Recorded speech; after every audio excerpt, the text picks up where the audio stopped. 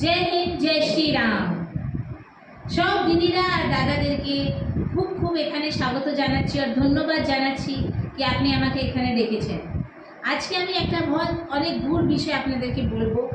আমাদের যে CAA citizens amendment act আছে, ওইটা কী আছে, অনেক লোক অনেক রকমের ভ্রম দিচ্ছে, কিন্তু আমাদের জানার দরকার আছে কি যে কোনো এরকম লিগ্যাল ল আছে যে আমাদের জন্য ভালো আছে, আমাদের পক্ষে ভালো আছে, আমি আর আপনি মিলেই ওইটার জন্য অ্যাওয়ারনেস আমরা করতে পারি।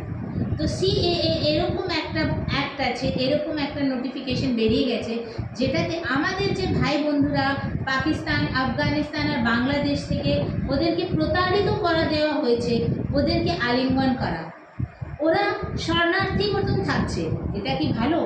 আপনি একটা কথা ভাবুন, পাকিস্তানে 30% বাঙালি, হিন্দু, পাঞ্জাবি, শিখ, ইসাই সব 30% থেকে 2% হয়ে গেছে। তো ওইটা যে ওরা সফর কাটলো, যে প্রতারিত হলো, মান সম্মান, আত্মসম্মান সব ওদের কেড়িয়ে নিয়েছে। ওদেরকে যদি নিজের ধরাতে, নিজের ভারতবর্ষে আমরা ওদেরকে সম্মান না দিতে পারি, তো এটা কি আমাদের সদ্ভাবনা হলো আমাদের নিজে ভাই বন্ধুদের? সিএএ এরকম একটা অ্যাক্ট আছে যেটা যারা তাড়িয়ে দেওয়া হয়েছে, যারা বাইরে থেকে আসছে কিন্তু মূলভূত তারা ভারতবর্ষী আছে, ওদেরকে আত্মসম্মান আর গৌরব থেকে এখানে থাকারই কথা হচ্ছে সিএএ। তাই জন্য এটা আমাদের দায়িত্ব, আপনার আর আমার দায়িত্ব কি আমরা যেটা সঠিক ইনফরমেশন আছে আমরা এটা জানি আর সবার মধ্যে এটার অ্যাওয়ারনেস সবাইকে করাই। এনআরসি আর সিএএ আলাদা আছে, একটা নেই। এনআরসি হচ্ছে ন্যাশনাল রেজিস্টার অফ সিটিজেন্স, মানে এখানে যারা থাকছে ওদের একটা রেজিস্টার। তো ওইটাও খুব দরকার আছে, এটাও আমাদের পক্ষে ভালো। আচ্ছা আপনি বলুন, আজকে কি আপনি চান না যে আপনার ছেলে মেয়ে, আপনার ভাই বোন সব কলকাতায় চাকরি করে বা কলকাতায় থাকে? আপনি তো জানেনই পশ্চিমবাংলায় আর ভালো চাকরি পাওয়া যাচ্ছে না। যত লোক আছে আমাদের ভাই বোন ছেলেমেয়েরা সব বাইরে গিয়ে গিয়ে চাকরি করছে বা ব্যবসায় করছে। তো এটা কেন হচ্ছে? এখানে বাইরে থেকে লোক এসে দখল করে নিচ্ছে আপনার জমিন, আপনার চাকরি, আপনার খাওয়া দাওয়া।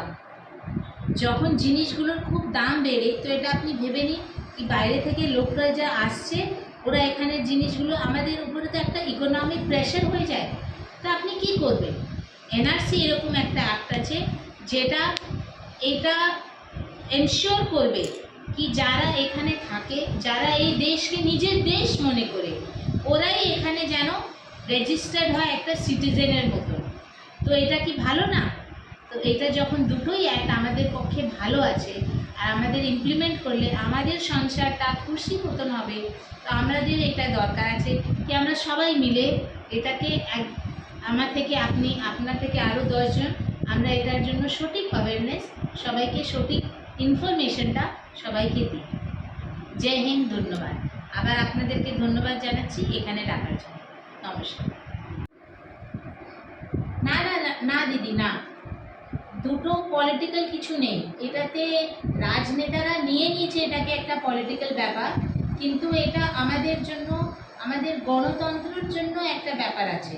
এনআরসি আর সিএএ আমাদের একটা মানে মূলভূত অধিকার আছে। তো এটাকে পলিটিক্যাল ব্যাপার বানিয়ে দিয়েছে, এটা ডিসকাস করতে এখন সবাইকে ভয় লাগে, কিন্তু এটা খুব দরকার আছে কি আমরা এটা বুঝি কি রাজনেতা যারা ইস্যু করে নেয় ওটা থেকে খালি ভয় খেলে হবে না, ওদেরকে আমাদেরকে ভাবতে হবে কি কোনটা আমাদের জন্য দরকার আছে আর আমাদেরকে ওর জন্য একদম অগ্রিম হয়ে আমাদেরকে খুব চেষ্টা রেখে ওটা লাগু করাবার আমাদেরকে চেষ্টা করতে হবে। তাই জন্য আমাদেরকে এখন একটাই কাজ হওয়া উচিত কি আমরা সিএএ আর এনআরসিকে মিলে কীভাবে ওটা ইমপ্লিমেন্ট হয় ওইটার জন্য আমরা সবাই প্রস্তুত হব। বুঝেছেন তো?